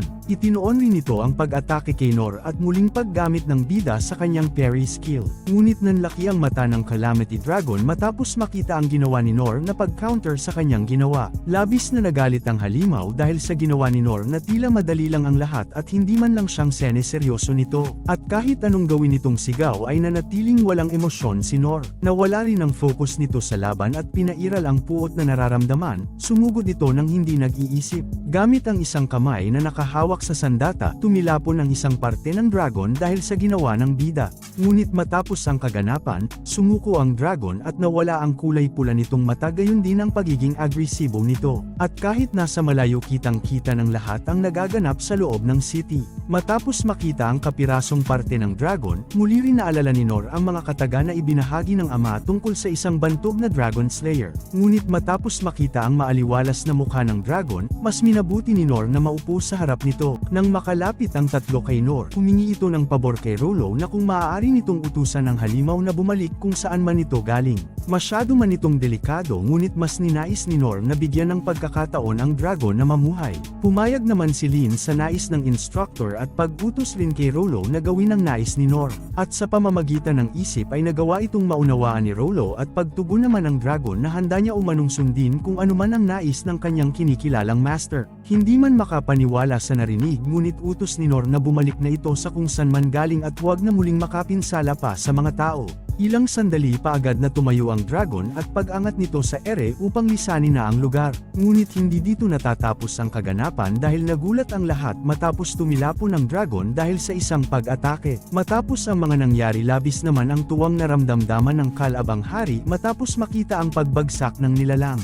At dahil hindi pa lubusang nawasak ang buong palasyo kaya agad itong nag-utos na tawagin ang ilan pa nilang mga kasama upang sumugod. Malakas ang puwersa na dala ng hari bitbit ang matataas na uri ng sandata, positibo itong malikom ang kaharian ni Clay. Malaking paghahanda ang ginawa ng kabilang pangkat para sa pag-atake na ito. Nagawa ring magbigay ng suggestion si Randios gayong nakikita nito na walang magandang benepisyo ang gerang ito. Ngunit nagalit lang ang hari at sinipa ito sa mukha dahil sa kalapastanganan na i-question ang kanyang desisyon. Ayon pa sa hari na ang bansang nasasakop ni Clay ay puro mga mangmang at mga makasarili, samantalang sila umano ay mananatiling makataong hukbo at siyang lilipol sa mga mangmang ng buong mundo. At matapos makita ang nangyari sa dragon, mabilis na tinungo ng grupo ni Nor ang kinaroroonan nito upang tingnan ang kalagayan. Buhay pa man ito subalit masyadong malawak ang naging pinsala ng dragon. Agad rin nilang nakita ang kinaroroonan ng mga kalaban at tila langgam ito sa dami. Nakita rin ito kung saan sila naroroon at pag-isip ng hari na marahil ay si Ines ang dahilan kung bakit nananatiling nakatindig pa ang palasyo ni Clay. Dahil kilala ng lahat si Ines at kinikilalang alamat dahil sa taglay nitong kakayanan. Hindi na nagsayang pa ng oras ang hari at agad na ipinag-utos na ito ang susunod nilang maging target. Ito rin ang sandatang ginamit sa pagpatamba sa dragon at sa bilis nito ay wala nang nagawa si Ines kundi ang pagmasdan ng pag-atake sa isang kisap mata. Subalit dahil sa lakas at bilis ni Nor ay matagumpay nitong naiwasan si kamatayan. Hindi rin maunawaan ng mga ito kung paanong nagmintis ang ginawa nilang pag-atake kung kaya muli nitong inihanda ang gamit na armas. Labis rin ang pagtataka ni Nor kung bakit masyadong marami ang mga sundalong susugod sa kanilang bansa. Ayon kay Ines at Lin na ang mga taong ito ay napalapit sa kanilang lugar upang manakop. Meron man umano silang hukbo sa kapital subalit hindi ito sapat upang makipaglaban. Dahil dito kung kaya wika ni Ines na mas mainam kung simulan na nilang umatras at pagsang-ayon naman ni Lin sa nais nito. Wika naman ni Nor na mas mainam kung kanya nang sisimulan ng pagtakbo, hanggang sa naputol ang kanilang usapan dahil sa ginawang pag-atake ng mga kalaban. Ngunit madali lang itong naharangan ni Ines. Habang abala ang babaeng mandirigma, nagawa namang magwika ni Nor na kanyang pigilan ang mga kalaban upang magkaroon ng sapat na oras ang mga tao sa kaharian na tumakas. Dahil para kay Nor wala man umano siyang kakayanan pagdating sa pakikipaglaban, ngunit sa takbuhan naman ay pwede siyang makipagkumpetensya na tulad sa mga bubuyog na kanyang tinatakasan noong bata. Buo na rin ang loob upang tumungo sa mga kalaban at muling paggamit ni Lin ang kanyang kapangyarihan upang mapadala sa kabilang parte si Nor. Dahil sa muling paghandang pag-atake ng kalaban kaya mabilis na ginamit ni Lin ang kapangyarihan at muling pagputi ng mata ni Nor dahil sa lakas ng puwersang tumulak sa kanya. Sunod-sunod man ang ginawang pag-atake ng kalaban, hindi ito naging hadlang kay Nor at mabilis na nahaharang ang mga ito. Naging handa man ang mga kalaban ngunit hindi ito naging sapat upang pigilan si Nor na paliparin ang espada at pangharang na kanilang hawak. Dahil sa ginawa ni Nor kung kaya labis ang gulat ng hari kung ano ba ang nangyayari. Kinabahan rin ito nang mabilis na lumapit si Nor sa kinaroroonan nito, at sa pagbagsak ng mga espada hindi na nakaiwas ang mga sundalo at napinsala ang mga ito, maging ang malalaking bloke ay nagawa niyang mapatalsik sa himpapawid. Patuloy lang sa pagliparan ang mga sandatang hawak ng mga sundalo kaya hindi makapaniwala ang hari sa mga nangyayari, gayong sa kisap mata lamang ay tila nabaliktad ang sitwasyon. Bakas naman sa lupa ang bilis ni Nor at pag-isip ng hari kung papaanong napunta si Nor sa lugar ng ganun kabilis. Dahil sa ginawang pagtitig ng bida kaya inisip ng hari na marahil ay siya ang target nito. Naiisip rin ito ang kanyang sasapitin sa mga kamay ni Nor kaya bahagya itong umatras at pagbunot rin ng espada habang nanginginig. Subalit nilampasan nito ni Nor at pagsilay ng hari sa dala nilang malakas na sandata na kasalukuyang nasa ere. Wala na ring naiwang sundalong may kakayahan na makipaglaban, gayong lahat ng 10,000 nitong tao ay may mga pinsala, at sa pagtigil ni Nor sa harap nito ay ang pag-alala naman ng hari sa sandatang dala ni Nor. Dahil ito ang espadang nakita sa likod ng Truno, alam rin ito na gawa sa di alam na materyal ang sandata kung kaya may mabigat itong timbang na hindi kayang gamitin ng isang normal na tao. Nakita rin ito na higit itong mas malakas kay Haring Clay, gayong isang kamay lang ang ginagamit ni Nor sa paghawak sa espada. Labis rin ang kabang naramdaman nito dahil mag-isa nitong inubos ang kanyang mga alagad. At matapos makita ang pagngiti ni Nor, hindi na napigilan ng hari ang pagputok ng pantog. Wala na rin itong nagawa kundi ang tumakas sakay ng kabayo. Aminado sa sarili si Nor na naging mahirap rin ang kanyang ginawa at pagkabahala sa sitwasyon ng matandang hari na kasuot ng kulay gintong balute. Ayon kay Nor na mapapahamak ito kung mananatili ang matanda sa kinatatayuan nito. At sa kanyang pagbalik, labis naman ang takot na naramdaman nito matapos makita ang kanyang ginawa. Ngunit dahil sa dala niyang sandata, kung kaya wika ni Nor marahil ay ito ang dahilan kung bakit ito natatakot. Sinubukan rin ni Nor na kausapin ito nang hindi ito tinatakot at pagpas siyang bigyan ito ng isang ngiti. Subalit tumakbo ito hindi tulad sa inaasahan ni Nor na mangyari. Agad ring napaluhod sa lupa si Nor matapos maramdaman ang pagbagsak ng enerhiya dahil sa labis na paggamit sa buong lakas. Wala ring magagawa ang kanyang low heel sa ganitong sitwasyon kung kaya wala siyang magagawa kung sakaling umatake ang mga kalaban. Subalit nabigyan ito ng pag-asa matapos marinig ang pamilyar na boses. At sa pagtalsika naman ng mga kalaban ay ang pagdating rin ni Gilbert na tinawag niya pang Hilbert upang bigyan siya ng tulong. Hindi rin nagtagal at dumating ang guro ni Gilbert. Nakikilala rin ito ni Nor, subalit nang makalapit ang lalaki agad itong nagpasalamat at hindi siya nito nakikilala. Dagdag pa nito na sila na umano ang bahala sa ibang natitira. Sa pag-alis ng dalawa ay ang paggamit naman nito sa Thousand Blades na siyang dahilan upang malinis ang mga kalaban na buhay pa. Muli ring naalala ni Nor ang istilong ito dahil isa ito sa kanyang minimithing matutunan. Samantalang si Oka naman ay ginamit ang Earthbind technique na siyang dahilan upang magapos ang ilan pang mga sundalo habang patakbong lumalapit ang grupo ni Dundarg sa lugar. At upang tapusin na ang mga sundalong hindi makagalaw, inilabas naman ni Oka ang isang stone prison upang hindi na makaalis pa ang mga kalabang sundalo. Samantalang ang grupo naman ni Sign ay naghanap ng ilan pang mga nakaligtas upang bigyan ng tulong. Dahil sa mga nakita kung kaya labis ang tuwang naramdaman ni Nor matapos makita ang mga naging guro noong pumasok siya sa pagiging adventurer sa murang edad. Subalit ang ibang instructor naman ay nagawa siyang maalala kahit mahabang panahon na ang nakakalipas magmula ng lisanin ng kaharian at namuhay ng mag-isa. Muli ring bumalik ang lakas ni Nor matapos gamutin ni Lin. Habang abalang pinagmamasdan ang maraming hukbo at mga sirang sandata, hindi naman maunawaan ni Oaken kung bakit iniwan ng hari ang mga tauhan nito. Ayon kay Sig, marahil umasa ito sa bitbit na malakas na sandata at nagpas siyang tumakas matapos makita itong Movesak. Napalingon naman si Oaken matapos marinig ang tinig ni Nor na tila kilala nito kung sino ang kanilang pinag-uusapan. Ayon kay Nor na hindi naman mabilis kalimutan ang taong may makinang nakasuutan gayon din ang suot ng kabayo nito. Ayon sa dalawang instructor ay imposible na itong sundan kung nagawa na nitong makalampas sa border gayong merong matataas na armas ang nakaabang dito. Subalit ayon kay Oaken ay mahirap na talaga subalit kung sila umano ay makakalipad marahil ay madatnan pa nila ito. Dahil dito kung kaya napasagot naman si Nor na posible naman silang dumaan sa ere kung kaya labis ang gulat ni Oaken. At pagwika ni Nor na yun ay kung madatnan pa nila itong buhay. Makalipas ang ilang sandali nanlaki ang mata ni Oaken matapos makita sa malapitan ang malaking dragon na naghihingalo dahil sa lubhang pinsala. Naging karangalan naman kay Sign ang pagalingin ng isang nilalang na tanging sa kwento niya na lang naririnig dati. At ilang saglit pa habang abala sa pagpapahilom si Sign nabanggit nito na mahaba-haba rin ang panahon magmula nang huli niyang makita si Nor. Dahil dito kung kaya hindi makapaniwala si Oaken na ang dating Nor na mahirap turuan at tila walang hinaharap sa pagiging adventurer ay siya pang nagligtas sa kanilang bansa. Matapos magkamestahan napatanong naman si Oaken kung hindi ba masamang ideya ang naiisip ni Nor. Ngunit kumpiyansa si Nor sa kakayahan ni Rollo kung kaya wala itong nararamdamang kaba. Tanong naman ni Oaken kung may tiwala ba si Rollo sa kanyang sarili at pagsagot naman nito na wala umano siyang kumpiyansa sa sarili na ikinalungkot naman ni Oden. Ngunit alam ni Nor na kayang-kaya ito ni Rollo at pagtigil naman ang kanilang usapan matapos makita ang pagbalik ng malay ng dragon. Napahiyaw naman ang dragon matapos maging maayos ang kalagayan gayong labis ang nararamdaman nitong galit. Ayon kay Rollo nais ng dragon na gumanti at nag-aantay lamang ito ng utos ni Nor upang ito ay sumunod.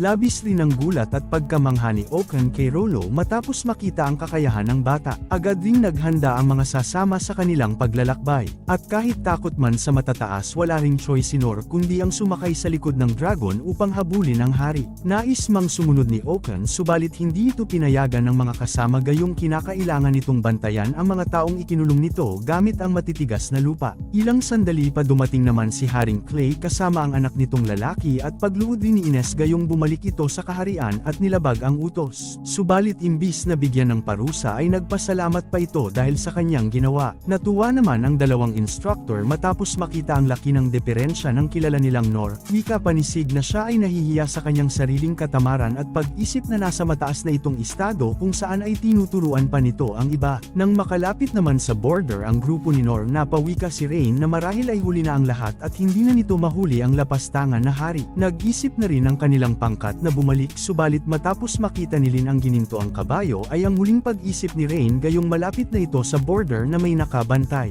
Mawawala rin ang epekto ng magic kung sila ay makikita ng kalaban. Subalit hindi ito rason upang hayaan ang hari sa pagtakas dahil maaari itong magdala ng mas mahigit na sundalo sa pagbalik nito. Nagpaalam rin si Ines kung maaari niya bang gamitin ang kanyang kakayanan sa pagkakataong ito upang pasabugin ang lugar. Sa ganitong paraan ay magagawa nilang mawasak ang depensa ng kalaban hanggang meron pa silang pagkakataon na gawin ito. At matapos marinig ang permiso ng prinsipe kaagad na gumawa ng hakbang si Ines at siyang dahilan upang mawasak ang depensa ng kalaban na malapit sa kanila. Ito rin umano ang kanilang magiging daan sa pagtakas kung kinakailangan. Samantalang si Nor naman ay hindi na alam ang gagawin gayong nahihilo ito at natatakot kapag nakikita ang ibaba. Nang marating ng hari ang kaharian labis naman ang gulat ng tauhan gayong puno ng putik ang buong katawan at kung bakit hindi nito kasama ang mga sundalo. Pasigaw namang sagot nito na siya ay nag-aalala sa gamit nilang armas gayong hindi ito magamit ng maayos. Ngunit naagaw naman ang kanilang atensyon matapos makita ang dahan-daang paglapit ng dragon. Hindi rin makapaniwala ang hari dahil tila hindi makitaan ang paghina ang nilalang.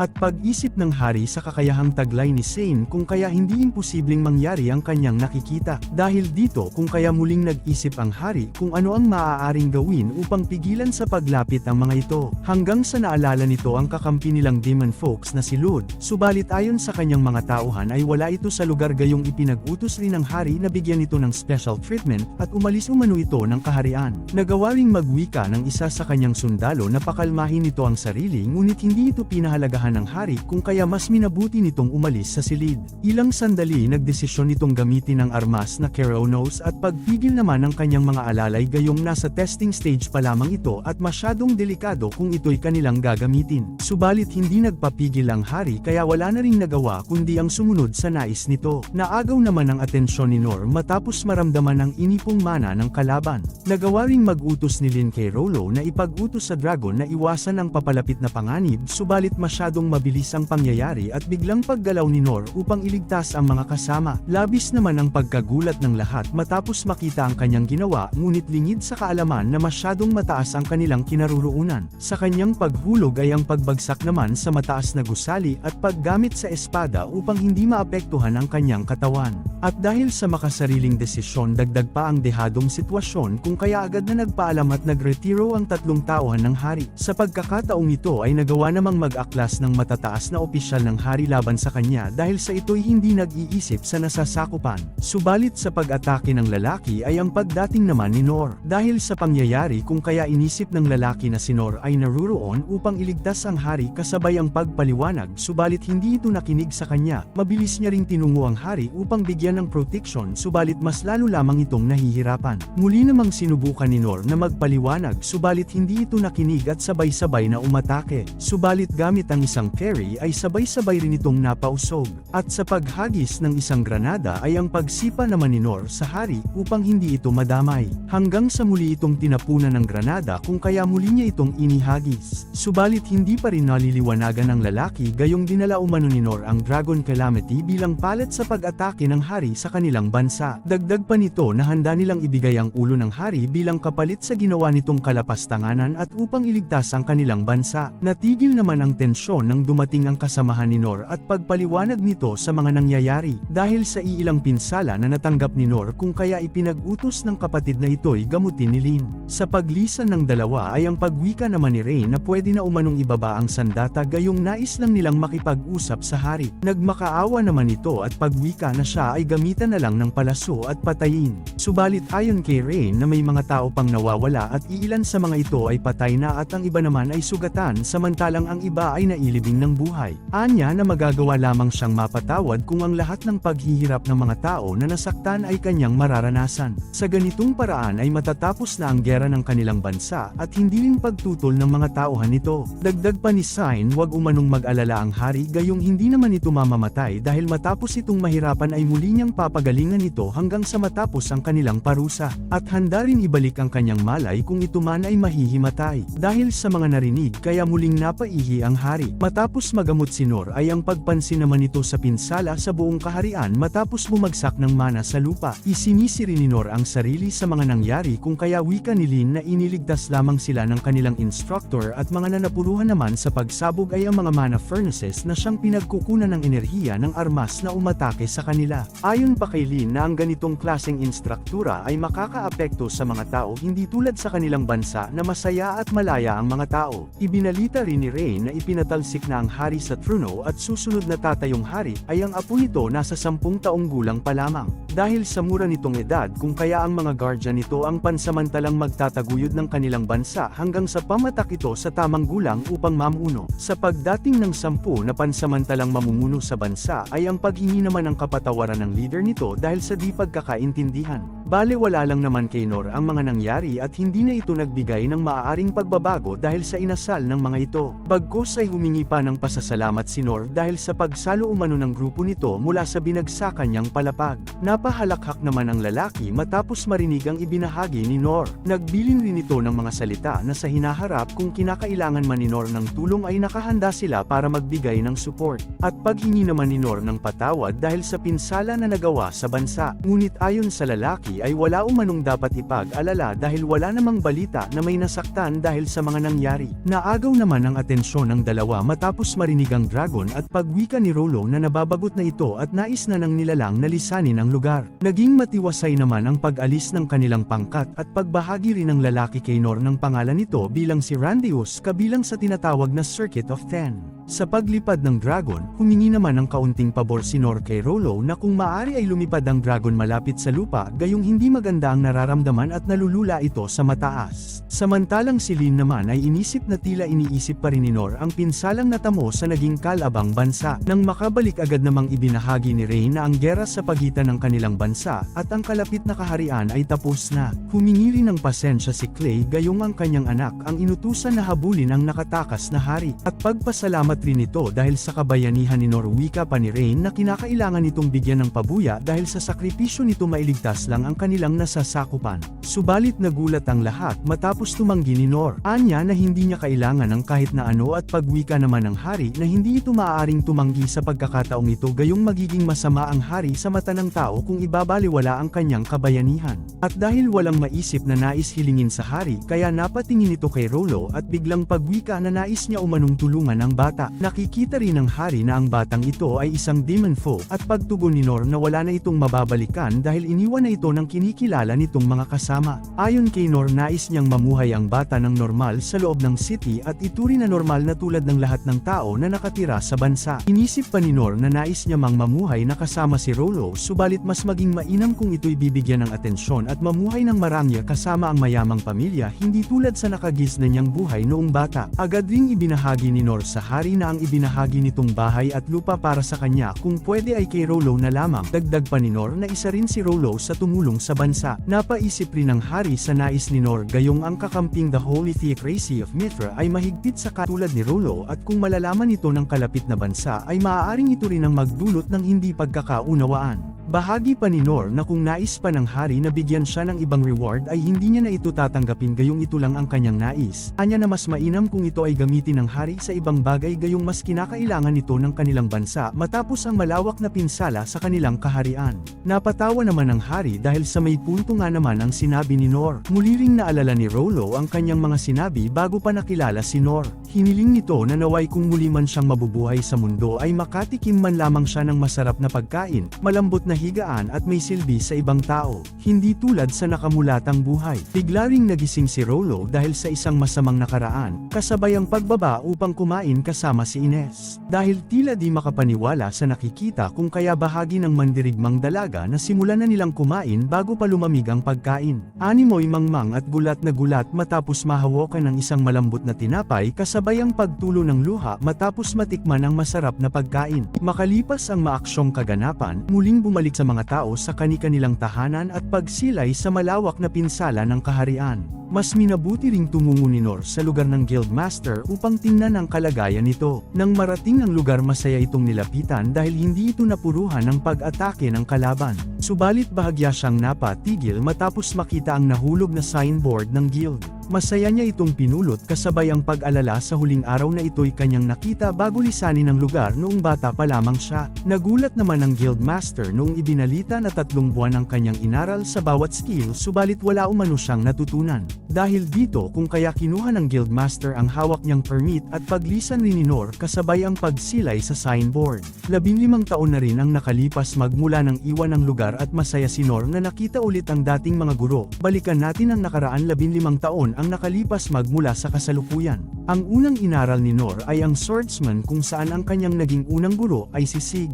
Matapos maipakita ang dalang permit mula sa Adventurers Guild ay agad na isinalang sa pagsasanay si Nor kasabay ang iilang mga tao na nais maging swordsman. Sa paglipas ng 3 araw at kahit puro sugat na ang kamay napahanga naman si Sig sa katatagan ni Nor hanggang sa sumapit ang 10 araw kung saan ay inilabas ni Sig ang isang malaking bilog na bakal kasabay ang pag-utos na labanan nito gamit ang hawak na espada. Ang unang kalahok ay mabilis itong iniwasan dahil ramdam ang panganib na dala ng papalapit na bagay. At nang si Nor na ang isinalang matagumpay nitong na-counter ang bagay subalit naramdaman ang pagsakit ng kanyang kamay dahil sa pinsala. Dahil dito kung kaya napasigaw si Sig na kahit anuman ang mangyari ay wag umano nilang bitawan ang kanilang sandata.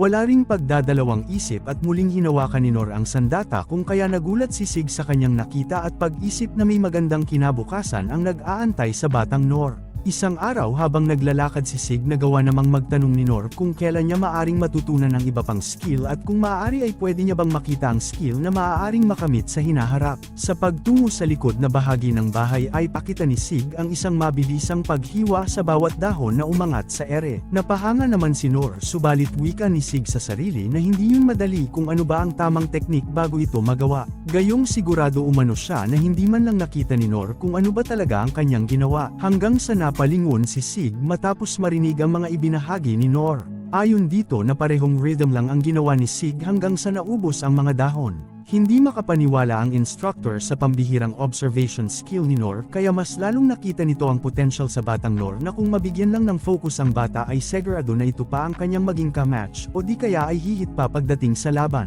Hanggang sa sumapit ang 2 buwan, hindi malaman ni Sig kung bakit tanging peri lang ang skill na nagagawa ni Nor at sa pagsapit ng 3 buwan ng pagsanay bahagyang pinatigil ni Sig si Nor sa pag-practice dahil tila nagsasayang lamang ito ng oras dahil para sa kanya hindi sapat ang parry skill upang maging isang swordsman. Dahil sa kakaibang abilidad ni Nor kung kaya ibinahagi nito na mas mainam kung tahakin nito ang ibang landas. At ang ikalawang training na kanyang pinasukan ay warrior na hawak ni Dundard kung saan ay napaisip pa ang guro kung sigurado ba si Nor sa kanyang pinapasukan. Subalit matapos marinig na siya ay ipinadala ni Sig ay ang pag-isip naman nito na masyado itong patpatin at maaaring kaunting ihip lamang ay manlalamig na agad ang buong katawan nito. Bahagi ni Dundard na hindi magiging madali ang lahat dahil ang isang warrior ay ang pangharang ng kanilang mga kasamahan. Matapos maintindihan ng lahat ay agad na nagpatuloy sa pagsasanay ang lahat. Sa paglipas ng 2 buwan na pagsasanay, gamit ang malalaking bato nakahanda ang ilang mga tao upang ito'y ihulog mula sa mataas na bahagi ng lugar habang nakaabang naman si Nor at ang iba pa sa ibabang parte upang ito'y harangan. Napahanga rin si Dundard sa pambihirang lakas ni Nor dahil nakaya nitong tumagal. At habang abala sa paghuhulag ng bato ang iilan bigla namang nasira ang malaking parte ng lugar dahilan upang malaking tipak ng bato ang mahulog mula sa taas. Wala ring pagdadalawang isip na iniwasan ito ng iba subalit nanatili si Nor sa kinatatayuan upang ito'y harangan. Subalit ito'y sinalo ni Dundard at pagsilay ng guro sa pursigidong mukha ng batang Nor kaya labis itong namangha sa kanya. Bahagi rin ito na mas magiging maganda kung kanya itong palakihin dahil sa pambihirang kakayanan. Subalit matapos ang 3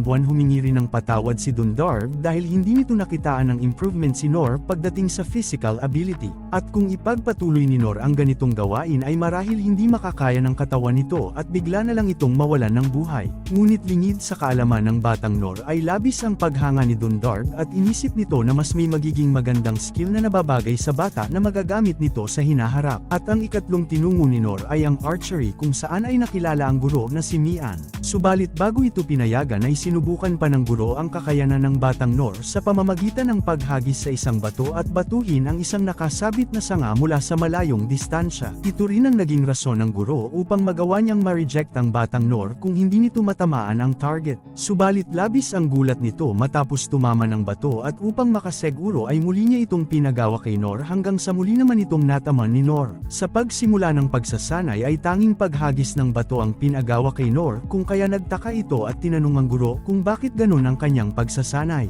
Ngunit sa isip-isip ni Mian ay malaking gulo kung hahayaan niyang humawak ng pana si Nor. Dahil sa naging mapilit kaya wala na ring nagawa ang guro at binigyan ng pana ang binatilyo. Ngunit nang ipinag-utos na hawakan ito ng tama ay ang pagwasak naman ng pana dahil sa lakas ni Nor. At kahit ilang ulit niya itong gawin ay sadyang nasira lang ang mga ito. Wala na ring nagawa si Mian kundi ang ibigay ang personal na sandata dahil ito ay mas matibay kesa sa training bow na kanilang ginagamit. Subalit mali ang kanyang naging hula dahil tulad ng nauna nasira rin ito. Makalipas ang 2 buwan tanging paghahagis ng bato ang ginawa ni Nor at pagtanong naman ni Mian kung saan natutunan ng binatilyo ang ganitong kakayanan. Ayon kay Nor ito ang kanyang ginagawa upang mag-hunt ng mga ibon sa gubat na tulad sa makulay na ibon na bigla lamang bumubulusok sa lupa upang magdaget ng biktima. Nagulat naman ang guro dahil ang tinuturo ni Nor ay ang ibon na kung tawagin ay Thunderflash at may kahirapan itong mahuli dahil maging ang mga season hunter gamit pa ang superior bow ay malabo itong mahuli. Sa tagal ng kanyang pagsasanay ay nagawa niya na ring mabutas ang shield dahil sa paulit-ulit na pagtama ng bato. At sa paglipas ng 3 buwan tulad ng mga nauna ay pinaalis rin si Nor dahil hindi nito natutunan ang paggamit ng pana. Malungkot man subalit lingid sa kaalaman ng batang Nor ay labis ang paghanga ng guro dahil higit pa sa paggamit ng pana ang kanyang kakayanan. Dahil dito kung kaya siya ay napunta sa ika-4 niyang naging guro na si Kero na siyang guro sa thief. Dahil sa matunag na pangalan ni Nor ay hindi na nagsayang ng oras at agad na nagsimula sa pagsasanay. Dahan-dahan itong lumapit upang kunin ang balahibo na nasa likod ng guro. Kinakailangang maging tahimik upang hindi malalaman ang kanilang hakbang. Napahanga rin ng kaunti si Kero dahil maganda ang ikinikilos ni Nor subalit hindi ito sapat upang makuha ang balahibo. Pagkatapos na lang naman sila sa isang silid kung saan ay may mga nakaabang na mga patibong. Kinakailangan nila itong malampasan upang makuha ang treasure chest na nasa dulo. At habang abala sa pag-track ng patibong ang mga kasama binaliwala ni Nor ang mga trap at binilisan ang pagtakbo. Hindi rin sapat ang mga trap upang siya ay pigilan at nagagawa niya ring matulungan ang mga kasama habang patuloy lang sa pagtakbo. Kung kaya mas humanga si Kero sa batang Nor at hindi makapaniwala sa abilidad nito. Subalit hindi ito ang purpose ng training kung kaya sa paglipas ng 3 buwan ay muling bumagsak sa pagsubok ang batang Nor. Makikita rin sa mukha ni Nor ang dismaya subalit lingid sa kaalaman na labis ang paghahanga ni Kero dahil sa pambihirang stamina at tenacity ni Nor kumpara sa ibang mga naging student nito. Wika pa ni Kero na kung hindi man magiging adventurer si Nor ay maaari niya itong ma-invite sa Royal Capital bilang kasapi ng intelligence agency. Matapos dito ay tumungo naman ang batang Nor sa magic training at pagsalubong ng kanyang magiging guro. Wika nito na sa kanyang pagkakaalam ay 15 taong gulang lamang ang pinapayagan upang makasali sa pagsasanay. At matapos maipakita ang permit na dala mula sa Guildmaster ay agad na nagsimula sa pagsasanay si Nor. Makalipas ang 2 buwan kahit nakafocus ang kanyang guro ay hindi man lang natuto ng kahit anong magic si Nor. Hindi rin alam ng guro kung bakit ito nahihirapan gayong ang katawan naman ng tao ay nangangailangan ng mana upang gumalaw subalit tila kakaiba ang pangangatawan ni Nor. Dahil dito ay wala na rin silang mapagpipilian kundi ang gamitin ang mana resonance room at bago pa maisalang si Nor ay bahagya itong binalaan ng guro. Anya na agad itong lumabas kung makaramdam man ng matinding pakiramdam. At makalipas ang ilang araw iniulat ng isa sa mga tao nito na hindi pa umano nakakalabas ng mana room si Nor. Dahil dito kung kaya mabilis itong tumakbo upang tingnan ang kalagayan ng batang Nor. Matapos mabuksan ang silid ay pasigaw nitong binanggit ang pangalan ni Nor. Ngunit nagtaka lamang ang binatilyo sa ikinikilos ng matanda. Ayon kay Nor na siya ay ayos lang kasabay ang pagpapaalis sa matanda dahil hindi ito makafocus sa ginagawa. Makalipas ang 3 buwan tumungo si Nor sa instructor at pagbahagi ng maliit na apoy na natutunan sa loob ng ilang buwan. Bahagi ng matanda na pambihira umano ang tulad nito na hindi natututo ng mga tao sa magic. Habang iniisip na marahil ay dahil ito sa maliit na manang dumadaloy sa katawan ng binatilyo ay ang pagkagulat naman ni Oaken matapos maipakita ng batang Nor ang pagcast ng 2 magic sa parehong oras. Anya na 50 taon pa ang nakalipas bago niya ito nagawa hindi tulad kay Nor na 3 buwan lang ang iginugol. At sa muli naging malungkot si Nor sa resulta subalit sa isipan ni Oaken ay masyadong malawak ang talent ni Nor sa mura nitong edad. Kung nakakapag-cast lang umano ng maayos ng spell itong batang Nor ay maaaring maging isa itong walang kapantay na magician. At ang huli nitong tinungo ay si Sane kung saan ay tinanong kung nakapagseremonya ng pagpapala noong bata. Ngunit walang alam si Nor pagdating sa ganitong usapin, dahil dito kaya hindi tinanggap si Nor sa paaralan na ang tanging tinuturuan ay ang mga piling bata na nakapagseremonya ng pagpapala noong bata pa lang. Subalit pursigido ang batang Nor at pagbahagi na hindi ito aalis anuman ang mangyari. Makalipas ang ilang gabi at ilang araw ay nanatili si Nor sa labas ng paaralan hanggang sa nangayayat ito kasabay ang pagbagsak ng kanyang katawan. Dahil sa ipinakita kung kaya pumayag si Sin na ito'y turuan. At sa paglipas ng 3 buwan ay tanging low heel lamang ang napag-aralan ni Nor. Dagdag pa ni Sane na hindi umano ito mapagsilbihan upang maging isang adventurer. Dahil dito kung kaya dismayadong lumabas ng paaralan si Nor at pagwika naman ni Sane na nakakamangha ang kanyang ipinakita dahil nagagawa nitong mag-cast ng low heel kahit hindi naka-rones ng natural blessings. Habang paalis si Nor aminado si Sane na nagpakita ng himala ang batang Nor kahit hindi ito sumailalim sa Holy Spirit para sa tagapamagitan. Sa ganitong kakayanan ay magagawa nitong gumawa ng himala ng walang limitasyon. Kinabukasan habang pabalik na ng paaralan, nagulat naman si Zane matapos ibalita ng isa sa mga tao ang tungkol kay Noor. Agad na nagpulong ang Six Sovereigns sa biglang paglaho ni Noor sa kapital. Labis rin ang pagsisi ni Zane anya na dapat ay pinigilan niya sa pag-alis si Noor kahapon. Tugon naman ni Mian na hindi nila dapat ito hayaan ng ganun lang gayong malakas ang bata na kaya nitong humigit sa inaakalang sariling limitasyon. Matapos magsang-ayon na mas mainam kung lahat sila ang magtaturo sa bata at bigyan ng tamang payo. Wika naman ni Kiro sa sarili, tila mahihirapan na siyang ma-invite ang bata sa intelligence agency. Matapos magsang-ayon ng lahat, agad na tumayo si Sig upang hanapin ang bata, subalit agad itong tinigilan ng kasama. At nilinaw na ang Sovereign Six ay nagkaisa upang palakihin si Noor na magkakasama. Noong araw ding yun ay simulan nilang hanapin si Noor.